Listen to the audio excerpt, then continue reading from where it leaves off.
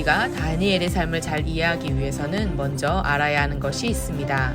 바로 다니엘이 놓인 시대적 배경입니다. 다니엘이 살았던 시기는 자신의 조국인 남유다가 풍전등화의 위기에 놓인 시대였습니다. 그의 조국 남유다가 외세의 침략으로 인해 멸망의 위기에 직면해 있었던 것입니다. 우리가 잘 알다시피 이스라엘은 하나님께서 통치하시는 하나님의 나라입니다. 하나님께서 모든 민족 가운데 이스라엘을 특별히 선택하여 부르셨습니다.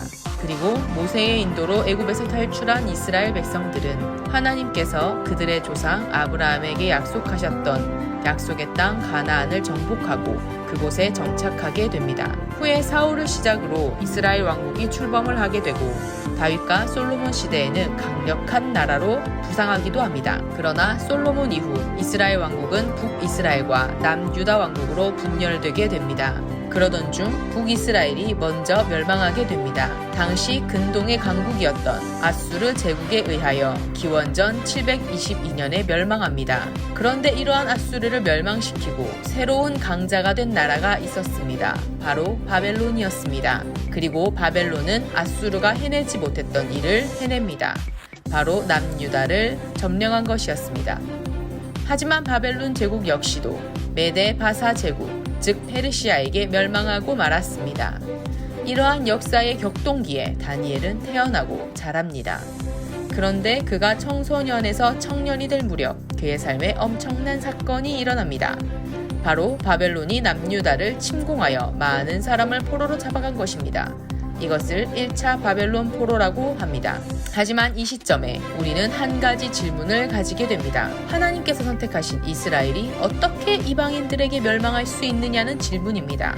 하나님은 애굽에 재앙을 내리시며 이스라엘 민족을 출애굽시키셨습니다. 아무리 강대한 나라인 바벨론이라도 애굽을 정복시킨 하나님의 강한 손 앞에선 아무것도 할 수 없는 존재였을 텐데 말이죠. 또한 하나님은 가나안에 정착한 그들을 주변 강대국의 공격으로부터 보호하여 주셨습니다. 그렇게 1000년이라는 시간을 건재해왔던 것입니다. 그런데 아수르와 바벨론은 무슨 강력한 힘이 있었기에 이 북이스라엘과 남유다를 점령할 수 있었을까요? 성경은 이러한 상황을 이렇게 묘사합니다. 표면적으로 보면 북이스라엘과 남유다의 멸망은 그들의 국력이 약해서라고도 할 수 있습니다.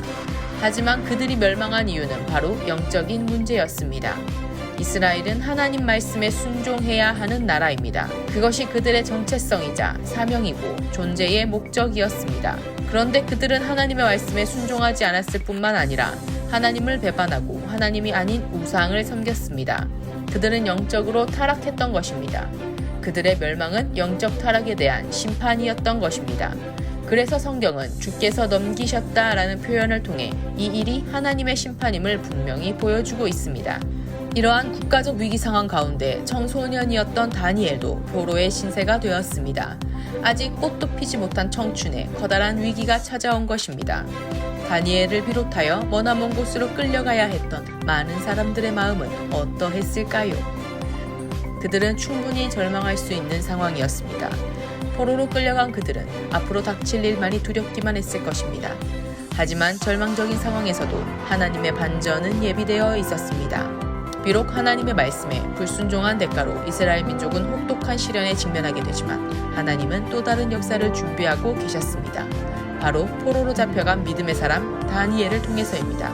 다음 주부터 다니엘의 삶을 통해 믿음의 삶을 살펴보려고 합니다.